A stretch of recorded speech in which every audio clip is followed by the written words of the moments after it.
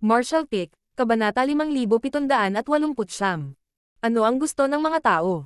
Tulad ng hindi sinasadyang pag-iisip ni Yang Kai sa kabuuan ng teritoryo ng miniature universe, bigla niyang napansin ang isang bagay na kakaiba.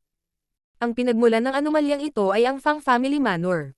Sa sandaling ito, sa maliit na Fang Family Manor na ito, ang lahat ay nasa ilalim ng pamumuno ng patriarch ng henerasyong ito upang mag-alay ng kanilang paggalang at magalang na magpaalam sa heaven-bestowed ancestor.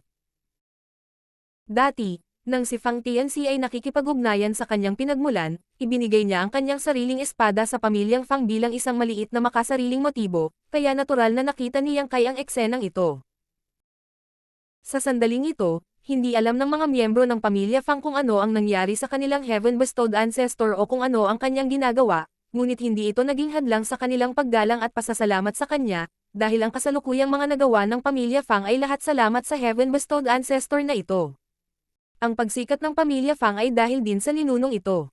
Kung hindi dahil sa mga nagawa nitong ancestor sa nakaraan at pagsali sa Void World, paano magiging posible ang kasalukuyang kaunlaran ng pamilya Fang? Sa loob ng hindi mabilang na taon, sa Void World, ang lahat ng malalaki at maliliit na pamilya ay naging parang bamboo shoots pagkatapos ng ulan, sunod-sunod na nawasak. Kung walang anumang pundasyon, paano sila magpapatuloy sa pag-iral?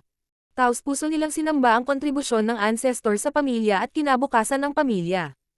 Parang isang hindi nakikita at misteryosong puwersa ang kumukuha mula sa Fang Family Manor at bumubuhos sa Golden Dragon Phantom. Bahagyang lumubog ang puso ni Yang Kai. Dati, buong puso niyang ginagamit ang 3 parts normalizing art para subukang lagpasan ang kanyang mga tanikala, ngunit hindi siya nakatuklas ng anumang kakaiba tungkol sa Fang Family Manor. Bukod dito, ang mahiwagang puwersang ito ay hindi masyadong malakas, halos hindi mahahalata, kaya hindi ito pinansin ni Yang Kai. Sa sandaling ito, habang itinoon niya ang kanyang atensyon, natuklasan niyang hindi siya nagkakamali. Mayroon talagang isang misteryosong puwersa na nagtitipon sa Fang Family Manor. Ang puwersang ito ay tila namumuo sa isang mahabang pila, ang isa ay nakatali sa Fang Family Manor habang ang isa naman ay nakatali sa gintong dragon. Maraming ideya ang pumasok sa isip ni Yang Kai nang bigla niyang naintindihan. Kaya ganyan ito noon. Kaya ito ang asensya ng 3 parts normalizing art. Bagamat natanggap niya ang mga turo ni Wu Kuang at nilinang ang 3 parts normalizing art, gumugol ng libu-libong taon sa paglinang ng kanyang human race body at monster race body, hindi pa rin maisip ni Yang Kai kung paano makakalagpas sa mga tanikala gamit ang 3 parts normalizing art at sumulong mula sa 8th grade hanggang sa 9th grade. Noong una, nahulaan ni Yang Kai na kailangan niyang umasa sa kapangyarihan ng kanyang human race body at monster race body upang paikliin ang kapangyarihan ng kanyang mga clone at magsama-sama upang malagpasan ang kanyang mga tanikala at makamit ang isang pambihirang tagumpay. Gayunpaman, pagkatapos ay activate ang 3 parts normalizing art, natuklasan niya na ang sitwasyon ay hindi tulad ng kanyang naisip. Ang pagsasanib ng 3 peak na 8th grade aura ay hindi sapat para makalusot siya sa kanyang mga tanikala at makalusot sa hadlang ng miniature universe. Sa kabaligtaran, ang pagsasanib na ito sa kanyang pinagmulan ay nagpapahintulot sa kanya na masira ang kanyang Divine Dragon Sequence. Ang tunay na diwa ng 3 parts normalizing art ay hindi ang pagsasanib ng 3 katawan, ngunit ang mahiwagang kapangyarihang ito. Ang lakas ng tadhana. Ano ang Karma Clock? Ang Karma Clock ay kapalaran, at ang kapalaran ay ang natural na kaayusan ng mundo. Mula nang ipanganak ang primordial light ng mundo, ang malawak na kalawakan ng universo ay nakaranas ng humigit kumulang 3 yugto. Ang mga divine spirit na nabuo ng primordial light ay naglapana, na namamahala sa sinaunang panahon ng langit. Pagkatapos noon ay ang sinaunang panahon kung saan ang monster race ay nagrampas sa buong mundo. Natuklasan ang Heaven Opening Realm Method at ang human race ay sumikat hanggang ngayon.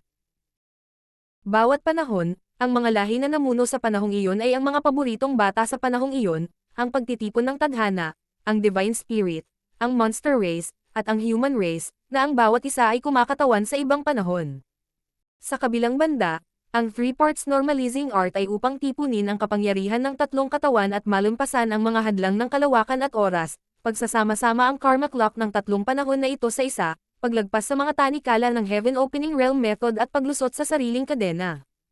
Ito ang tunay na diwa ng 3 parts normalizing art, ang susi sa pagsasama-sama ng lakas ng kapalaran ng lahat ng karera sa panahong ito, pangalawa ang lakas ng bawat lahi.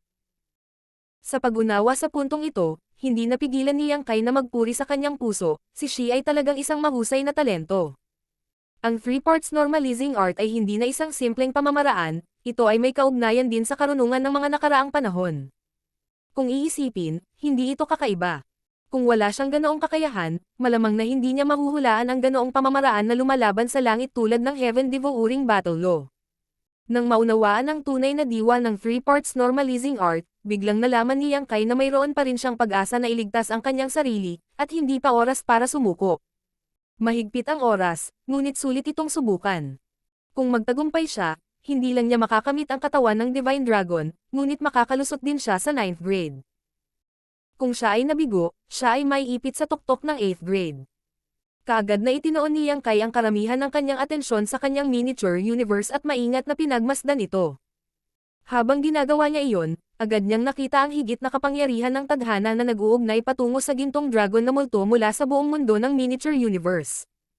Ang kapangyarihan ng tadhana ay ethereal at hindi nakikita, kaya bihira itong makita ng normal. Gayunpaman, ito ang miniature universe ni Yang Kai, kaya malinaw niyang naramdaman ito. Sa ngayon, bilang karagdagan sa pagsamba ng Fang Family Manor sa kanilang heaven-bestowed ancestor, marami pang ibang lugar ang nagbibigay ng respeto sa kanila. Ang taong sinasamba ng Fang Family Patriarch ay ang kanyang sariling ancestor, na sumanib na sa pinagmulan ng Golden Dragon, kaya natural na nailipat ang kanilang kapalaran. Ang iba pang mga lugar ay sumasambo sa mundong ito, kaya ang kapangyarihan ng tadhana ay natural na nakipagtagpo patungo sa Golden Dragon Phantom. Gayunpaman, hindi ito sapat. Sa susunod na sandali, lahat ng nabubuhay na nilalang sa Void World, hindi alintana kung sila ay malakas o mahina, lalaki o babae, matanda o bata, lahat ay nakasaksi ng isang hindi malilimutang eksena. Isang figure ang biglang lumitaw sa kalangitan sa itaas ng mundo, binura ang langit at tinakpan ang lupa. Isang napakatalino na pakiramdam ng pagkabalisa ay agad na bumalot sa buong mundo. Maraming tao ang hindi alam kung ano ang nangyari, paanong ang orihinal na mapayapang mundo ay biglang naging napakagulo. Sa paglitaw ng multo ng Golden Dragon at ang higanteng figure na ito, naisip pa ng mga taong mahiyain na dumating na ang katapusan ng mundo at umiyak ng mapait. Sa kabilang banda, maraming mga alagad na nanggaling sa Void World o mga cultivator na nakapunta sa Void World ang nakakilala sa mukha ng figurang ito at agad na yumuko sa pagsamba. Iyon ay ang Dao Master. Ang mga alagad na nagmula sa Void World ay natural na may mas maraming impormasyon kaysa sa mga ordinaryong tao. Alam nila na ang buong Void World na ito ay ang miniature universe world ng Dao Master. Ang tinatawag na pagwasak sa kawalan ay walang iba kundi ang pagkakaroon ng sapat na paglilinang upang matanggap ang patnubay ng Dao Master at makalusot. Gayunpaman, mula noong sinaunang panahon hanggang ngayon, ang Dao Master ay bihirang lumitaw, kaya walang sino man ang umasa na ngayon, makikita nila ang kaluwalhatian ng Dao Master na tulad nito. Sa pagkakataong ito, ang mga disipulo ng Void World ay tuwang-tuwa at lumuhad upang batiin at sambahin ang Dao Master. Naging solemn na ang ekspresyon ni Yang Kai habang inililibot niya ang kanyang mga mata sa miniature universe. Noong una, gusto niyang kumilos na parang isang mahusay na master, ngunit pagkatapos maramdaman ang iba't ibang magulong emosyon na nagmumula sa miniature universe, sa wakas ay nagsalita siya. Ako si Yang Kai, ang Panginoon ng mundong ito. Ang maingay na mundo ay tumahimik sa sandaling ito, ang trilyon ng mga nabubuhay na nilalang ay tumahimik, ang trilyong mga mata ay nakatitig sa kanya, ang ilan ay hindi makapaniwala, ang ilan ay may nasasabik na mga ekspresyon. Ang kaguluhan ng mundong ito ay dulot ng pakikipagtagpo ko sa isang malakas na kaaway, kaya huwag magpanik. Nang marinig ito ng maraming buhay na nilalang sa Void World, hindi nila napigil ang ipakita ang mga tingin ng hindi naniniwala, lalo na sa panig ng Void World. Marami sa mga disipulo sa Void World ang malabong alam kung anong uri ng kaaway ang nilalabanan ng Dao Master nitong mga taon, at ang mga senior brothers at senior sisters na inilabas ay lahat ay magiging kanyang tulong. Gayunpaman, sa kanilang pangunawa, ang kanilang Dao Master ay makapangyarihan sa lahat at palaging matagumpay. Anong klaseng makapangyarihang kaaway ang nakatagpo niya sa pagkakataong ito na naging sanhi ng panginginig ng buong mundo? Dati, bihira lang mangyari ang mga ganyan. Malinaw na ang kaaway na nakatagpo ng Dao Master sa pagkakataong ito ay napakalakas. Ang lakas ng kalaban ay malupit, kaya mahihirapan akong labanan sila, kaya kailangan ko ng tulong ng lahat. Sa loob ng Void World, sumigaw ang isang matandang cultivator. Anong mga tagubilin ang mayroon si Dao Master? Magtanong ka. Ang Dao Master ay nakaranas ng isang krisis at kailangan ang kanilang tulong, kaya ano ang dapat pag-alinlangan? Ang buong Void World ay ang miniature universe ng Dao Master. Kung matatalo ang Dao Master, malamang na gumuho ang mundong ito, at mamamatay sila kasama niya. Kaya't nang marinig niya na ang Dao Master ay nangangailangan ng tulong, ang matanda ay hindi na makapaghintay na magmadaling lumabas at lumaban sa tabi niya. Ang iba pang mga cultivator ay sabay-sabay ding sumigaw. Pakipaliwanag. Alam nila na sa kanilang kasalukuyang cultivation, magiging mahirap para sa kanila na tulungan ang Dao Master sa labanan, ngunit dahil gusto ng Dao Master ang tulong nila, natural na may dahilan siya. Ano man ang dapat nilang gawin, kailangan lang nilang tumuon dito. Sa kabilang banda, may isang walang ingat na binata na sumigaw. Sino ang maglakas loob na kumilos ng walang pakundangan sa harap ng Dao Master? Ang disipulo ay walang talento at handang maglingkod sa Dao Master, kahit na nangangahulugan ito ng pagdaan sa apoy at tubig, kahit na mamatay sa labanan, kakainin ko ang isang piraso ng laman ng kaaway. Tumingin si Yang Kai sa disipulo at ngumiti. Hindi na kailangan iyon. Sa pagkakataong ito, masyadong malakas ang kalaban para kalabanan mo. Kung paano ako tutulungan? Lahat kayo ay mag-cheer para sa akin mula sa malayo. Halimbawa, ang Dao Master ay hindi magagapi, ang Dao Master ay sanay sa marital Dao, ang Dao Master ay hindi magagapi sa buong panahon. Sa loob ng Void World, natigilan ang lahat ng mga alagad. Sa Void World, lahat ng nabubuhay na nilalang ay natigilan. Casual lang na nagyaya ng ganyan. Hindi kaya nagbibiro sa amin ang Dao Master na ito. Paano niya kami hihilingin na tumulong sa ganoong paraan? Sa kabilang banda, mataimtim ang ekspresyon ni Yang Kai habang time niyang sinabi. Ang oras ay mahalaga. Manalo man ako o hindi sa laban na ito ay nakasalalay sa iyo. Nang matapos siyang magsalita ay nawala ang kanyang anyo. Sa loob ng Void World, nagkatinginan ang grupo ng mga disipulo. Biglang sumigaw sa langit ang mapusok na disipulo noon. Hindi magagapi si Dao Master. Ang sigaw na ito ay naging sanhi ng pagumbok ng mga ugat sa kanyang leeg at naging matigas ang kanyang ekspresyon. Malinaw, sa kaibuturan ng kanyang puso, naramdaman niya na ang Dao Master na ito ay tunay na isang walang talo na pag-iral. Kaway ng braso, sumigaw siya. Hindi nagtagal, ang ibang mga disipulo ay sumali, at pagkaraan ng ilang sandali, ang lahat ng mga disipulo sa Void World ay sumisigaw na ang Dao Master ay hindi magagapi, at ang kanilang mga boses ay pinalakas ng kanilang lakas at kumalat sa lahat ng direksyon. Tulad ng isang napakalaking apoy, sa Void World, nagtipon-tipon ang mga lungsod, nayon, at iba't ibang sekta, na puno ng hiyawan at hiyawan ang kalangitan. Sa isang iglap, lahat ng nabubuhay na nilalang sa mundo ay nagsimulang magsaya.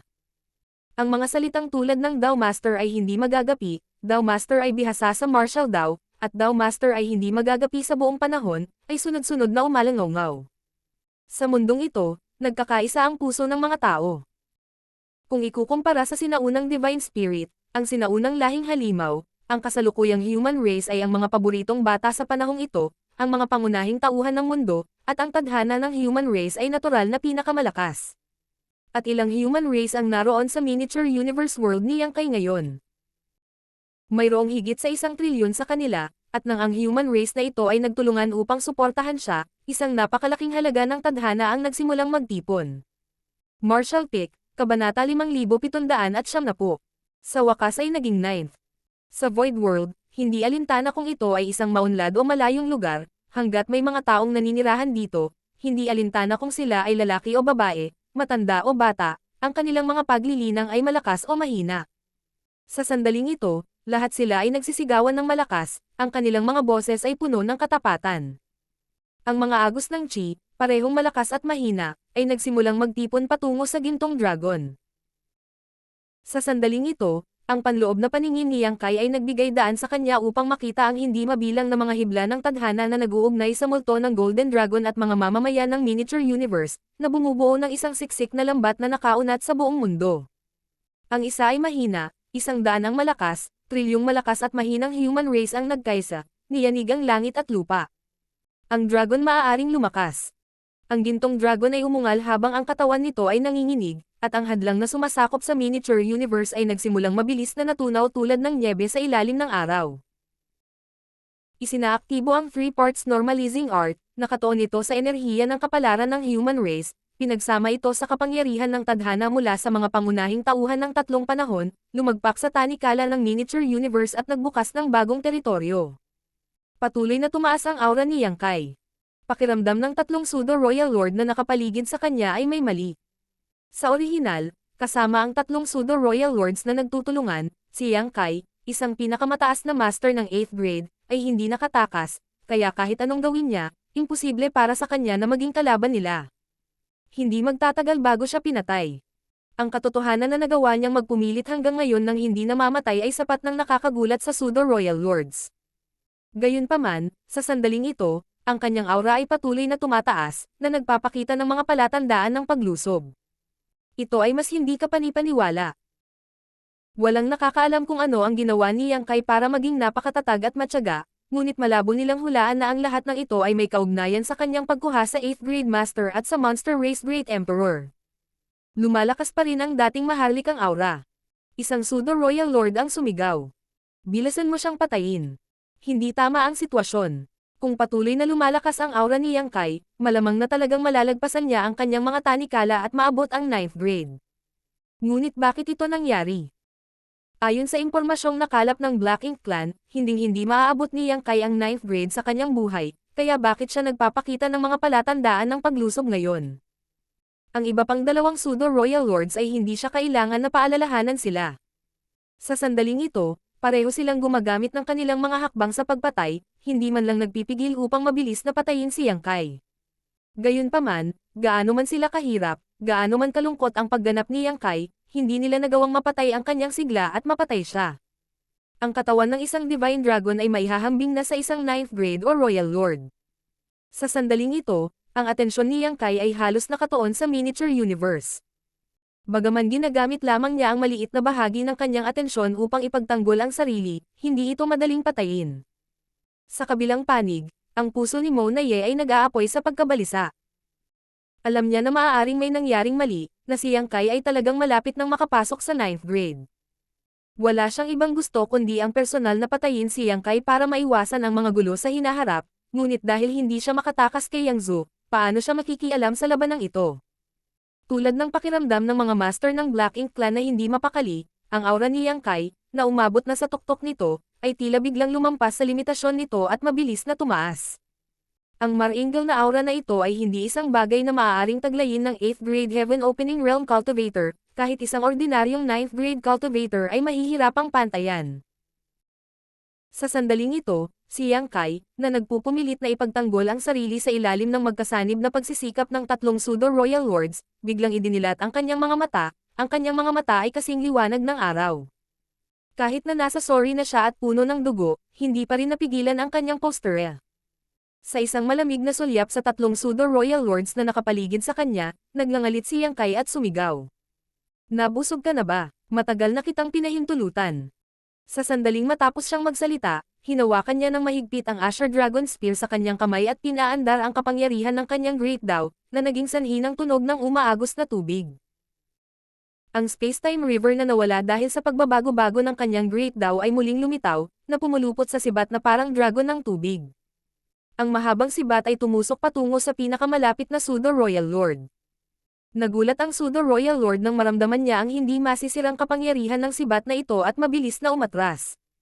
Gayunpaman, nang malapit na siyang kumilos, ang sibat na ito ay tila tumawid sa hadlang sa pagitan ng oras at espasyo, na tumusok sa kanyang puso. Bago pa makapag-react ang pseudo-royal lord, nakaramdam siya ng matinding sakit sa kanyang dibdib at tumingin sa ibaba upang matuklasan na siya ay nataman. Ang kanyang mga mata ay puno ng hindi makapaniwala. Itinaas niya ang kanyang ulo at tinitigan si Yang Kai, na nasa harap niya mismo. Paano ito naging posible? Isa siyang pseudo-royal lord, at bagamat mabilis siyang nakalusot sa hitsura ng Universe Furnace, isa pa rin siyang pseudo-royal lord at nagtataglay ng buong lakas ng isang royal lord, na ginagawa siyang walang pinagkaiba sa isang 9th grade human race. Kahit sinong 9th grade human race cultivator ang lumaban sa kanya, imposibleng magtagumpay sila ng ganoon kadali. Hindi bababasa, kailangan nilang labanan ang 100 o higit pang mga galaw. Gayunpaman, sinaksak siya ni Yang Kai. Malinaw, ang sibat ng kabilang partido ay tila walang anumang malalim na misteryo, ngunit hindi siya makapag-react o makaiwas dito. Marahil ay dahil malapit na siyang mamatay, ang pseudo-royal lord na ito ay hindi maiwasang isipin ang sandali nang iputok ni Yang Kai ang kanyang sibat ngayon lang. Sa sandaling iyon, ang simpleng sibat ng human race killing star na ito ay tila tumusok sa kalawakan at oras mula sa nakaraan hanggang sa hinaharap, na hindi nagbigay sa kanya ng puwang para umiwas. Ang daw ng space at time. Ang pseudo-royal lord na ito ay malabo na naiintindihan ang isang bagay. Walang kwentang basura. Malamig na bamantong hininga si Yang Kai. Bagamat siya ay nasa sobrang kahabag-habag na kalagayan, ang kanyang aura ay walang kapantay. Sa isang pag-iling ng kanyang sibat, ang pseudo-royal lord na nakasabit sa kanyang sibat ay sumabog sa isang madugong ambon at sumabog ang isang makapal na black ink strength. Natahimik ang buong lugar. Isang sibat ang pumatay sa isang pseudo-royal lord. Sino ang maihahambing sa gayong banal na kapangyarihan? Siyempre, ito ay dahil nahuli ni Yang Kai ang kanyang kalaban, ngunit ipinakita rin ito kung gaano kalakas si Yang Kai. Ang ganitong uri ng kapangyarihan ay tila lumampas sa pangunawa ng lahat. Si Mona Ye, na nakikipaglaban kay Yang Zhou, ay biglang nakaramdam ng pamamanhid ng kanyang anit habang umaagos ang dugo sa kanyang mukha. 9th grade. Talagang 9th grade. Nakapasok si Yang Kai sa 9th grade. Paano siya sumulong sa 9th grade? Paano siya makakasulong sa 9th grade? Dati, nang mabalitaan niyang nakakuha si Yang Kai ng pinakamagandang kalidad na Heaven Opening Pill, higit na nag-alala si Mona Ye na si Yang Kai ay pinuhin ang pinakamagandang kalidad na Heaven Opening Pill na iyon at gamitin ito para sumulong sa 9th grade.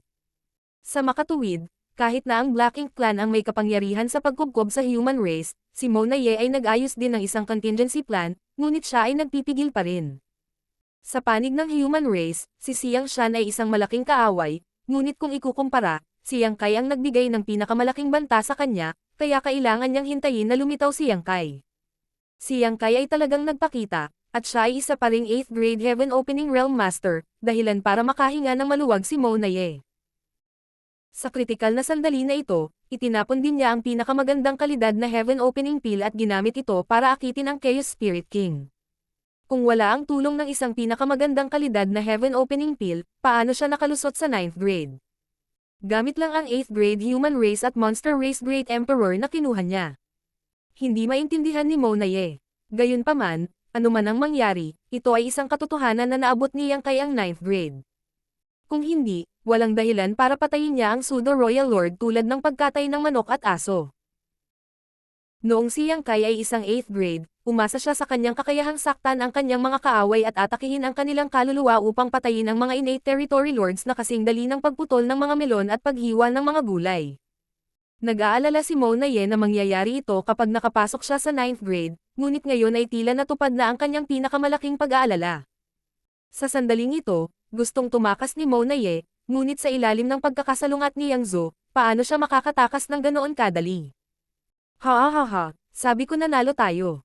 Sa loob ng defensive line ng human race, si Yang Xiao ay tumawa ng malakas, habang ang Blood Crow, na nakipaglaban sa tabi niya, ay walang imak. Nang buksan ni Yang Kai ang kanyang miniature universe para kunin si Fang Tianxi at Thunder Shadow, tiyak na sigurado si Yang Xiao. Sa oras na iyon, ang Blood Crow ay naging mapagmataas. Sa oras na iyon, ang sitwasyon ng human race ay napakahirap. Dalawang 9th grade master ang napindown at ang kanilang defensive line ay nasa bingit ng pagbagsak. Sa hindi inaasahang pagkakataon, sa loob ng wala pang oras ng insenso, ang sitwasyon ay sumailalim sa napakalaking pagbabago. Si Yang Kai ay naging isang 9th grade, at ang bentahe ng Black Ink Clan sa human race ay agad na nawala. Ngayon, nabaligtad ang tubig, at ang human race ang namuna. Katulad ni Mona Ye, hindi maintindihan ng Blood Crow kung paano umaban si Yang Kai sa 9th grade. Kahit na pinino niya ang isang pinakamagandang kalidad na Heaven Opening Pill, hindi sana ganoon kabilis ang kanyang bilis, at mayroon pa ba siyang pinakamagandang kalidad na Heaven Opening Pill? Gayunpaman, tulad ng sinabi ni Yang Xiao, ang kanyang foster father ay ang pinakamahusay sa paglikha ng mga himala sa mga desperadong sitwasyon at ginagawang tagumpay ang pagkatalo. Marahil ay dahil dito na ang lahat ng nakipaglaban sa tabi ni Yang Kai ay nagkaroon ng bulag na pananampalataya sa kanya. Hindi ba siya ay pareho? Dati, hindi siya mabuting tao, at ngayon ay hindi pa rin siya mabuting tao. Gayunpaman, pagkatapos maranasan ang napakaraming madugong labanan at masaksihan ang kanyang mga kasama na isinakripisyo ang kanilang mga sarili para sa higit na kabutihan ng human race, anuman ang kanyang moral na katangian, bilang human race, isa lang ang hiling niya. Patayin ang buong Black Ink Clan. Mahusay, patayin silang lahat. Naging mataas din ang loob ni Uyang Lai. Nang makitang nasa panganib si Yang Kai ngayon, siya ay labis na nababalisa, ngunit ngayon ay makakapagpahinga na siya sa wakas. Gayunpaman, bahagyang naguluhan siya. Kahit na ginamit ni Yang Kai ang 3 parts normalizing art na iyon para makapasok sa 9th grade, paano magiging mas matibay ang kanyang pundasyon kaysa sa kanya? Ang pagganap ng kanyang sibat ay hindi isang bagay na dapat magkaroon ng isang bagong na-promote na cultivator ng 9th grade. Sa pangalawang pag-iisip, hindi ito kakaiba. Noong nakaraan, sinabi ni Yang Kai na ang 3 parts normalizing art ay nangangailangan ng 3 katawan upang magsama-sama.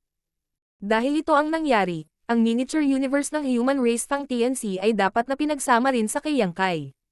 Sa madaling salita, ang kasalukuyang lakas ni Yang Kai na miniature universe ay hindi lamang sa kanya, kundi pati na rin ang pagkikristal ng paglilinang sa buhay ni Fang TNC. Katumbas ito ng pag-save sa kanya ng maraming oras para mag-cultivate, na nagpapahintulot sa kanya na magpakita ng mas matibay na pundasyon kaysa sa karamihan ng mga tao na nakalusot sa 9th grade. Inilabas ni Yang Kai ang kanyang sibat, pinatay ang Pseudo Royal Lord at naging dahilan upang kumilos ang lahat. Nang makita ng dalawa pang Pseudo Royal Lords ang katapangan ni Yang Kai, paano sila maglakas loob na tumalon sa harap niya? Isa-isa silang umatras at magkatabi, nakatitig kay Yang Kai ng may pagbabantay at takot. Sinulyapan lamang sila ni Yang Kai ngunit hindi sinamantala ang pagkakataon na habulin sila. Hindi naman sa ayaw niyang ituloy ang mga ito, ngunit ngayong nakalusot na siya sa 9th grade, ang miniature universe ay hindi pa rin maayos. Ang spear strike na ginamit niya kanina ay isang deterrent lang para pigilan itong Pseudo Royal Lords na abalahin siya. Sa sandaling ito, ang hadlang ng miniature universe ay nasira, at ang kanyang teritoryo, na umabot na sa tuktok nito, ay mabilis na lumalawak. Hindi lamang iyon, ngunit ang miniature universe world ni Fang TNC ay nagsimula ring sumanib dito, na nagdala ng malaking halaga ng purong world force. Dahil ito ay ang kanyang human race body, maaari itong ganap na may sama dito, kaya hindi na kailangang mag-alala tungkol sa anumang kontaminasyon sa sariling lakas. Kahit na ang monster core na nilinang ni Thunder Shadow sa buong buhay niya ay natutunaw, na nagiging isang purong enerhiya na bumuhos sa teritoryo ng miniature universe, na naging dahilan upang mas yumaman ang kanyang pundasyon. Martial Pick, Kabanata 5771. Masyadong makalkula. Ang pagsasanay ay puno ng matinik na daan sa loob ng maraming taon. Ang orihinal na landas ng martial daw ay natigil, ngunit ngayon ito ay naging 9th grade. Si Yang Kai ay puno ng kalungkutan at damdamin. Ang pagpapalawak ng teritoryo ng miniature universe sa sarili nitong katawan, ang background ay patuloy na lumalakas, at ang kahangahangang paraan, na napakalakas na, ay patuloy na lumalaki. Gayunpaman, ang ganitong uri ng paglago ay may limitasyon pagkatapos ng lahat. Pagkaraan ng ilang sandali, ang miniature universe ay tumira, at ang kahangahangang paraan nito ay nagpapanatili din ng isang bagong tugatog. At sinamantala si Yang Kai sa sandaling ito, ang dalawang Pseudo Royal Lord ay nakatakas sa kampo ng Black Ink Clan, at ang biglaang pagkamatay ng kanilang mga kasama ay nagpasindek sa kanila. Paano sila magkakaroon ng lakas ng loob na manatili at sampelan ang kapangyarihan ni Yang Kai, natural sa sandaling ito mas ligtas na tumakbo sa mataong lugar. Black Ink Clan, mayroong halos 10 Pseudo Royal Lord at maraming Territory Lord. Kahit na naging 9th grade si Yang Kai, maaaring wala silang kapangyarihang lumaban. Tila walang intensyon si Yang Kai na patayin ito, ngunit tiningnan lang ito ng masama at hinawakan ito. Sa ilalim ng paghihimok ng Space Principle, isang figure ang nahuli niya sa hangin. Si Lin Wu ang umatake sa kanya noon at sinira ang hanay ng chismis. Na-stranded siya sa malapit. Dapat ay naghahanap siya ng pagkakataon para salakayin si Yang Kai. Maaari itong mangyari masyadong mabilis. Hindi maipaliwanag na si Yang Kai nakasulong sa 9th grade at pinatay siya sa isang putok.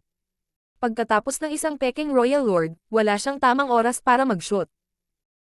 Higit pa rito, siya ay isa ring bagong sulong na 8th grade, kahit na talagang gumawa siya ng isang shot, hindi siya maaaring gumanap ng anumang papel sa ganitong uri ng labanan. Bigla siyang nahuli ni Yang Kai sa sandaling ito, likas niyang gustong lumaban, ngunit sa ilalim ng pagkakakulong ng Space Principle, walang kapangyarihang gumalaw ng isang daliri. Sa susunod na sandali, nababalot ng nakasisilaw at purong puting liwanag, si Lin Wu ay napaungol ng malungkot, ang kapangyarihan ng tinte sa kanyang katawan ay bumubuhos, at siya ay ganap na nawala.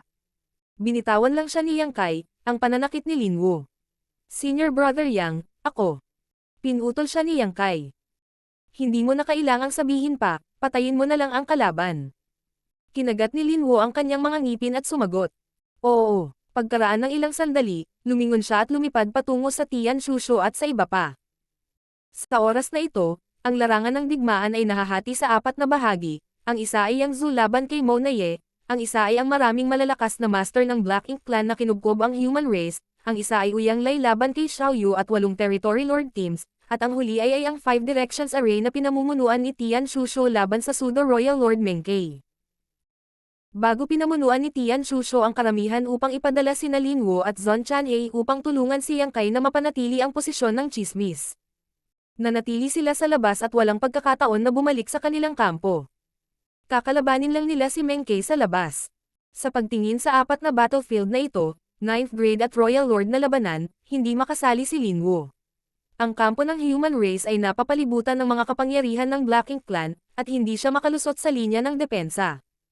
Ang tanging bagay na maaari niyang puntahan ay si Tian Shusho. Baka maaari kang sumali at labanan ang kalaban kasama si Tian Shusho at iba pa. Sa orihinal, mayroong isa pang larangan ng digmaan kung saan nagsanib puwersa siyang Kai laban sa 3 Pseudo Royal Lords. Gayunpaman, sa sandaling ito, ang 3 Pseudo Royal Lord ay tumakas at si Yang Kai ay nakabunot na. Umalis si Lin Wu, dinala din ni Yang Kai ang kanyang sibat, at ang mahabang sibat sa itaas, space-time ay nananatili sa ilog. Biglang natarante si Mona Ye, nang dumiretso sa kanya si Yang Kai. Sa orihinal, laban sa isang Yangzo, halos hindi siya mapapantayan. Kahit na siya ay nasaktan ng kaunti sa kanyang sarili, ito ay hindi nakakapinsala. Ang ganitong uri ng labanan ay karaniwang pinigilan ang isa't isa. Hindi niya kayang patayin si Yangzo, at hindi siya kayang patayin si Yangzo. Ngunit kung sasali rin si Yang Kai, sa lahat ng nakakalito na paraan ng pagpatay ng Killing Star na ito, paano siya makakaligtas? Sa pagitan ng electric light at flint, sumigaw si Mona Ye. Kahit ano paman, patayin ang mga powerhouse ng human race, kung hindi, huli na ang lahat. Nagutos siya, at ang open siba ng maraming Black Ink Clan na powerhouses doon ay biglang lumakas ng 3 puntos. Sa larangan ng digmaan doon, ang dami at kalidad ng mga powerhouse ng human race ay mahirap makipagkompetensya sa Black Ink Clan. Ang sitwasyon ay hindi maganda, at ito ay napakalaki. Bahagi ng dahilan ay umaasa ito sa proteksyon ng battleship. Gayunpaman, sa sandaling ito ng digmaan, lahat ng battleships of human race ay sumabog na. Sa ngayon, ang lahat ay dahil sa pinagsama-samang pagsisikap ng lahat ng 8th grade, at ang Black Ink Clan mismo ay maaari lamang magpatuloy kung ito ay nag-aalala tungkol sa mga casualty, ngunit hindi ito magtatagal. Kapag naputol na ang linya ng depensa, ang Black Ink Clan, sa pamumuno ng maraming Pseudo Royal Lords, ay dapat maglunsad ng massacre sa human race, at malaki ang mawawala sa panig ng human race. Ang nakaraang labanan sa pagitan ng Black Ink Clan at human race ay medyo nakakulong pa rin. Sa sandaling ito, sa ilalim ng pagkakasunod-sunod ng Mona Ye, wala silang mga pag-aalinlangan, at talagang hindi sila nag-aatubili sa lahat ng mga gastos. Inirerekomenda, ang app sa pagbabasa na ginagamit ko kamakailan. Naglakad si Yang Kai patungo kay Mona Ye saglit, at muling itinaguyod ang orihinal na intensyon. Bago pa dumating ang tao, umiling ito at tumusok kay Mona Ye malamig na sumigaw. Magandang kalkulasyon. Ang kutis ni Mon Ai, na nakasalikop kay Yangzo, ay nagbago ng husto. Malinaw na bumaril si Yang Kai sa lokasyon sa malayo, ngunit pakiramdam niya ay hindi siya handa, na parang tumama ang suntok na ito sa napakalapit na lokasyon. Sinaksak siya hanggang sa vital point. Nagulat ang buong katawan ni Mona Ye, at ang Black Ink strength ay lumabas sa sobrang lakas. Nang siya ay humiwalay at umatras, mayroong isang matalim na pag-zoom sa sibat sa kanyang mga mata, mabilis na pinunan ang buong larangan ng paningin. Imposibleng mag-ingat, at hindi maiiwasan, umuungaw si Mona Ye, inipon ang lahat ng lakas sa isang palad, at hinampos ito ng malakas. Ang marahas na pagkabigla ay naging pabilog na mga singsing ng pagtaas-baba ng ilaw. Nang lumilipad ang figure ni Mona Ye, isang sword light ang umatake at pinatay siya, na naglaslas ng 3 espada sa kanya sa napakabilis na bilis. Ngunit nagawa ni Yangzo. Ang malinaw na nakikita ng 3 espada ni Mona Ye, kung nag-iisa lang si Yangzo, kaya pa niya itong harapin, ngunit sa sandaling inaatake siya ni Yang Kai, paano siya magkakaroon ng higit na ekstrang kapangyarihan? Ang 3 espadang ito ay tila may misteryo ng Oras Avenue sa kanila. Malinaw na nakita lamang ni Mona Ye si Yangzo mula sa espada, at siya mismo ang nataman. Mabilis na lumipad ang blood ink, at kaagad na lumitaw ang 3 pang nakikitang peklat sa katawan.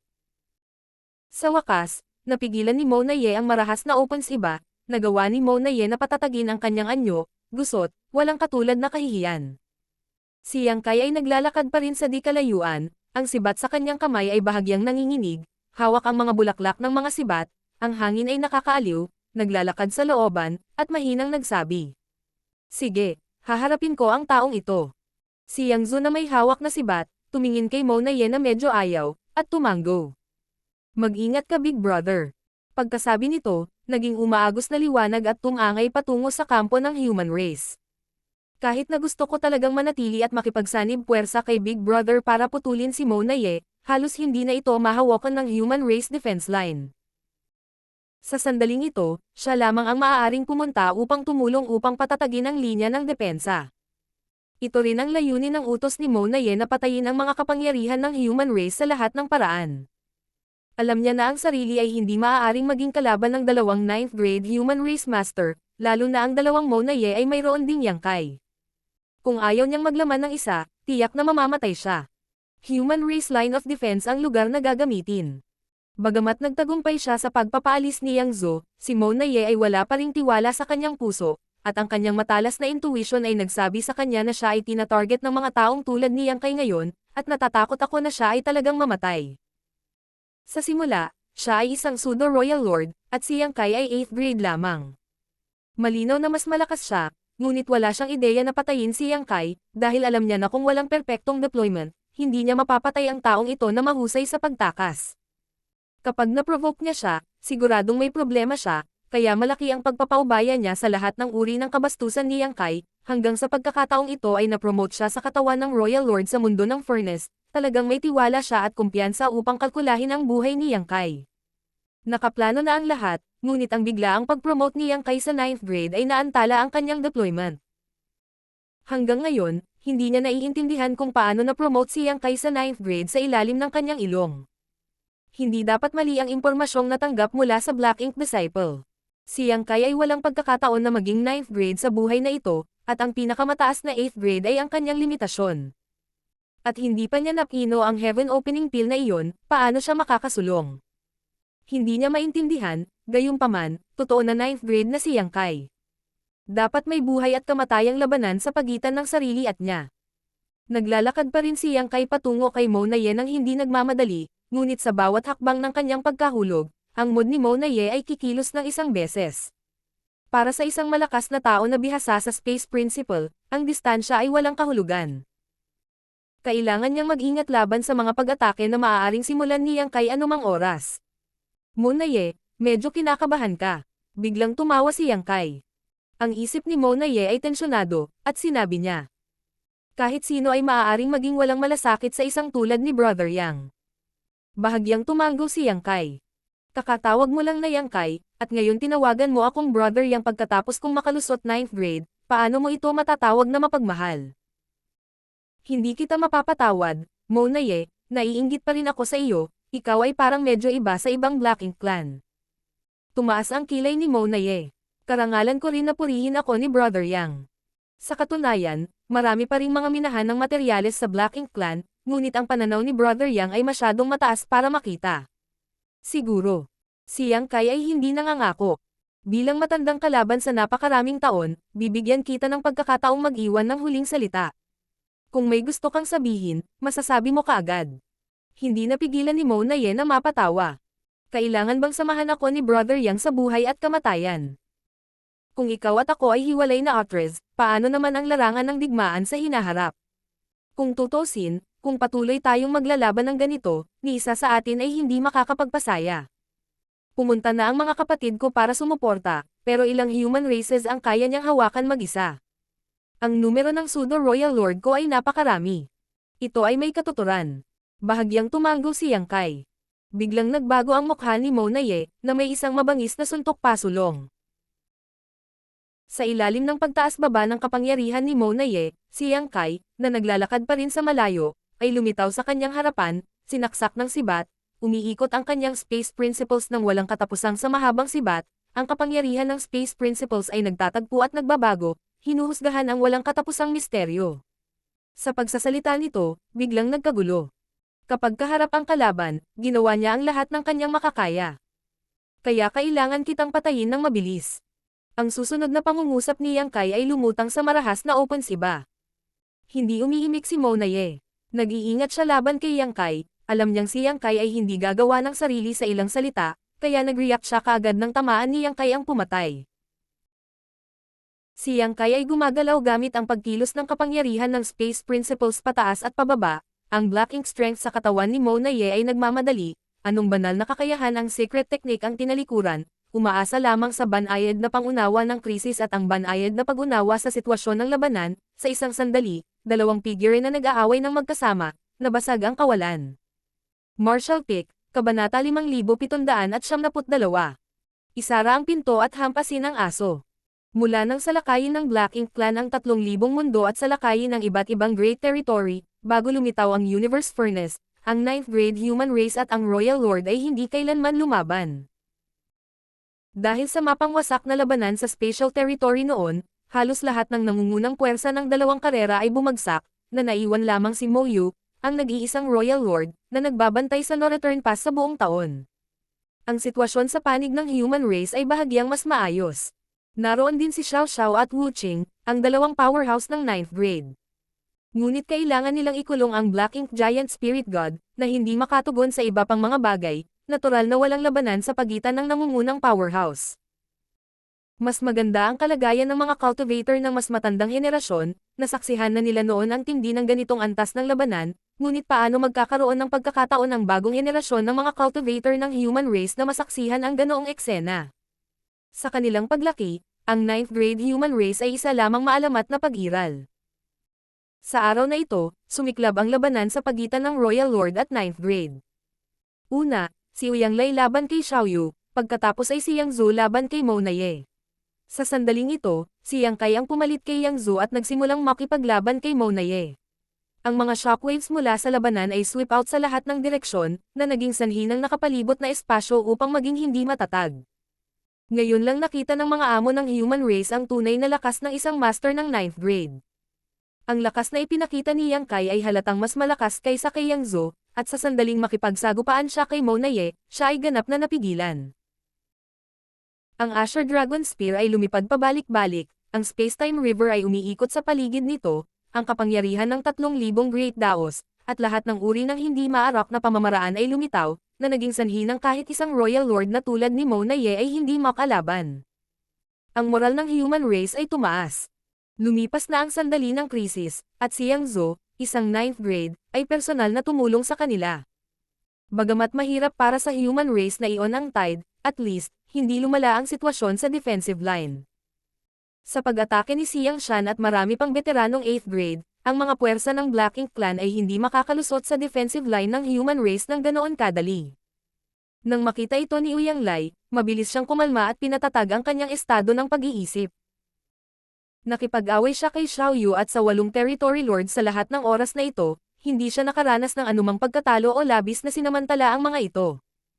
Ang pangunahing dahilan ay dahil medyo masama ang sitwasyon ng human race at lahat ng uri ng hindi inaasahang pangyayari ay naganap, na naging dahilan para mahirapan siyang tumuon sa pag-aayos ng kanyang laban at pagtatanggol laban sa kaaway ng buong puso. Sa sandaling ito, pinatahimik niya ang kanyang isipan at nakahanap ng paraan para makalusot sa kalaban, nag-iwan ng maliit na bahagi ng kanyang atensyon para harapin si Xiao Yu habang ang kalahati naman ay nakatuon sa pakikitungo sa 8 territory lords na bumuo ng dalawang battle formation. Hanggat maaari niyang masira ang mga pormasayon ng labanan ng territory lords na ito at patayin sila isa-isa, si Xiao Yu lamang ay hindi magiging kalaban niya. Pagkatapos ng lahat, ang taong ito ay malubhang nasugatan ni Yang Zhu noon, kaya mahirap para sa kanya na ganap na ipakita ang kanyang lakas. Sa iba't ibang larangan ng digmaan, ang tindi ng labanan ay naging mas matindi kaysa dati. Biglang isang mahinang tawa ang umalangaw mula sa isang lugar sa kawalan, na may bahid ng sorpresa at ginhawa. Si Mo Na-ye ay tumatawa. Walang nakakaalam kung ano ang kanyang tinatawanan.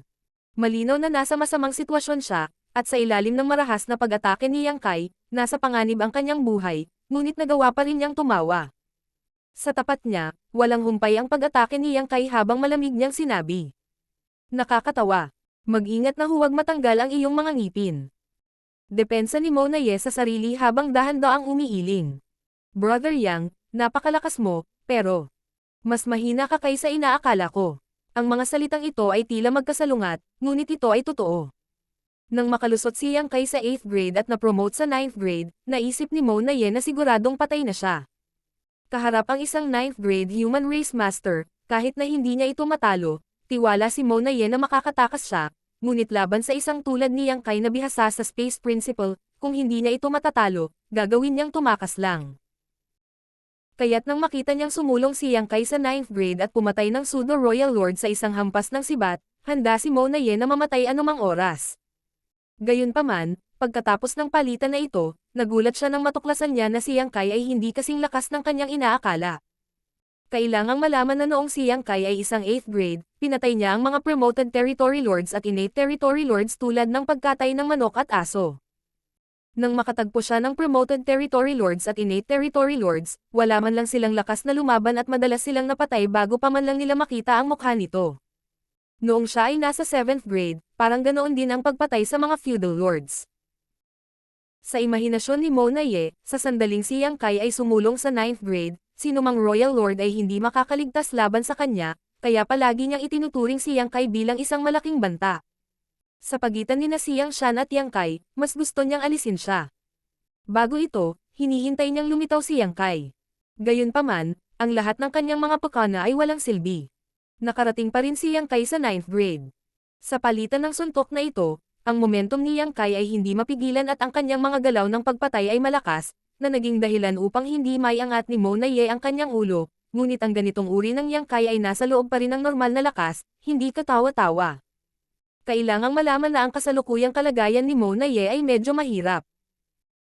Bago dumating dito, ang kanyang mga sugat ay hindi pa ganap na gumaling, at pagkatapos makipaglaban sa 8 Directions Array ni Yang Kai sa mahabang panahon, ang kanyang mga sugat ay naipon at nakipag-away pa siya kay Yang Zhou. Ang kasalukuyang Mona Ye ay hindi ang kanyang pinakamataas. Gayunpaman, kahit nasa harap ng gayong Mona Ye, hindi nagawang mabilis na magtagumpay si Yang Kai. Ito ang problema.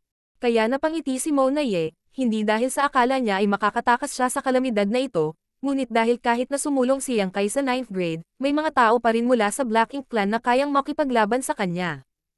Kahit papaano, ang isang matandang royal lord tulad ni Mo Yu ay talagang hindi mas mababa kay Yang Kai. Kung ang dalawang ito ay magkikita ngayon, malamang na magkatali ito. Siyempre, alam din niya na wala si Yang Kai sa kanyang pick, pero ano? Sa 9th grade, ang lakas ni Yang Kai ay hindi lampas sa kanyang pangunawa, at sapat na iyon. Halos alam ni Yang Kai kung ano ang kanyang tinatawanan, ngunit napuno din siya ng kawalan ng kakayahan. Si Mona Ye ay nagdusa ng matinding pinsala at ang kanyang lakas ay nasira, kaya paanong hindi siya ganoon? Sa sandaling ito, si Yang Kai ay nakalusot pa lamang sa 9th grade at wala na sa kanyang pinakamataas. Hindi pa banggitin, nasugatan siya sa nakaraang labanan at malubhang nasugatan sa palihim na pag-atake ni Lin Wu. Kahit na ginamit niya ang kapangyarihan ng Space-Time River upang maibalik ang humigit kumulang 80% ng kanyang lakas, hindi pa siya ganap na nakabawi. Bukod dito, ang mga pinsala ni Fang Tianxi at Thunder Shadow ay mas malala kaysa sa kanya.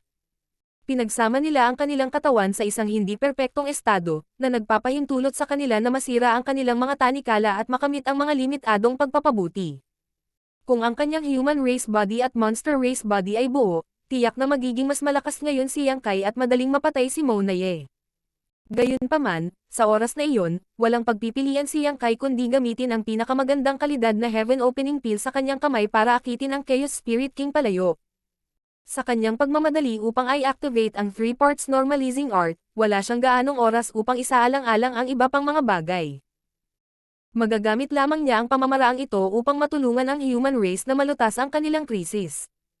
Sa anumang kaso, sina Yang Kai at Mona Ye ay wala sa kanilang pinakamataas, kaya ang intensity ng labanan na ito ay lubos na nabawasan. Isang matinding labanan ang naganap. Mabilis na sumulyap si Yang Kai sa defensive line ng human race at nalaman na kahit na sa tulong ni Yang Zhou, mahirap para sa kanila na makakuha ng mas mataas na kamay. Wala siyang magagawa tungkol dito, ang bilang ng mga pseudo-royal lords at territory lord ay mas marami kaysa sa bilang ng mga 8th grade human race master. Bukod dito, pagkatapos ng utos ni Mona Ye, ang mga master ng Black Ink Clan na ito ay hindi na nagmalasakit sa sarili nilang mga casualty at ginagamit na ngayon ang lahat ng posibleng paraan para masira ang defensive line ng human race. Paminsan-minsan, ang mga territory lord at ang mga 8th grade master ay mamamatay sa lugar, ang kanilang Black Ink strength ay sesabog, ang kanilang world force ay babagsak, at ang miniature universe ay sesabog. Alam ng lahat na sa labanan ngayon, ang kahihinatnan ng anumang larangan ng digmaan ay makakaapekto sa pangkalahatang sitwasyon. Hanggat nanalo ang isang panig, mananalo sila sa lahat. Alam ni Yang Kai na hindi na siya makakapagpatagal pa. May tiwala siya sa pagpatay kay Mona Ye, at sa paghusga mula sa kasalukuyang sitwasyon, hindi aabutin ng higit kalahating oras para patayin niya si Mona Ye. Gayunpaman, ang variable ng kalahating oras ay masyadong malaki, at walang nakakaalam kung ang depensang linya ng human race ay malalabag.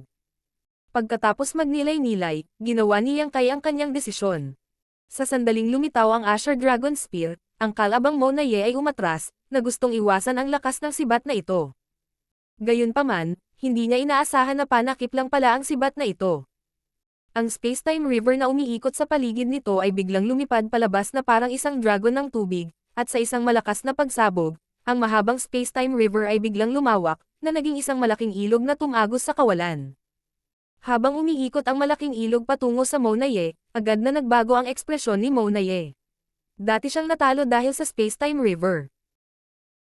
Noong panahong iyon, ginamit ni Yang Kai ang space-time river bilang latigo upang pamunuan ang 8 Directions Array para labanan siya, ngunit pagkatapos na tamaan ng latigo ng space-time river, sa ilalim ng impluensya ng iba't ibang Dao concepts, ang kanyang isip ay nagkaroon ng nabalisa at hindi na siya makagalaw. Sa sandaling ito, nang makitang muli ni Mona Ye ang kakaibang ilog, natural siyang naging mapagbantay, kumikislap ang kanyang anyo habang sinusubukang tumakas. Sil. Sumigaw si Yang Kai, at ang malaking ilog na kumakalat ay biglang nagdugtong mula ulo hanggang buntot, na nagiging pabilog na hugis. Ang rumaragasang tubig ng ilog ay tumagos, na pinupuno ang buong kawalan. Hindi inaasahan ni Mona Ye na magaganap ang ganoong pagbabago sa malaking ilog na ito at hinampas ng alon, na naging dahilan upang medyo hindi matatag ang kanyang katawan. Sa sandaling ito, sumugod si Yang Kai gamit ang kanyang sibat at sumigaw. Mona Ye, mamatay ka. Ang sibat na ito ay tila kayang tumagos sa loob ng maraming panahon at puno ng layuning pumatay. Ang sibat na ito ay napakalakas, at sa kanyang kasalukuyang kalagayan, imposibleng matanggap ito ni Mona Ye. Kung siya ay mabutas ng sibat na ito, kahit na hindi siya mamatay, hindi siya malayo sa kamatayan. Sa isang iglap, biglang lumubog ang kanyang figure sa ilog. Ang sibat ni Yang Kai ay tumusok sa hangin, ngunit hindi siya tumigil kahit isang sandali at sumugod sa ilog. Noong una, gustong pilitin ni Yang Kai si Mona Ye sa space-time river. Ginamit niya ang pamamaraang ito para patayin ang ilang territory lords dati, ngunit ito ang unang pagkakataon na pinilit niya ang isang Royal Lord Master sa space-time river. Ang space-time river ay ang pagpapakita ng kanyang Great Dao, at kasama ang Great Dao ng space at time bilang pundasyon, ang 3,000 Great Dao ay nagtagpo at pinagsama-sama. Bagamat may ganap na kalamangan si Yang Kai sa mga tuntunin ng terrain kapag nakikipaglaban sa space-time river, kapag naging masyadong matindi ang labanan, tiyak na makakaapekto ito sa sarili niyang Great Dao. Ito ay parang pagkulong ng magnanakaw sa kanyang bahay at binugbog siya. Bagaman maaari siyang gumamit ng ilang panlabas na puwersa, posible ring sirain ang kanyang bahay. Ayos pa rin ito para sa powerhouse sa antas ng Territory Lord, dahil hindi sapat ang kanilang lakas para mayanig ang pundasyon ng Spacetime River, ngunit para sa isang powerhouse na antas ng Royal Lord, mahirap sabihin. Dahil dito, ito ay isang malaking panganib para sa kanya, ngunit sa pamamagitan lamang nito mapapapatay niya si Mona Ye sa pinakamaikling panahon na posible. Sa kasalukuyang sitwasyon, walang pakialam si Yang Kai.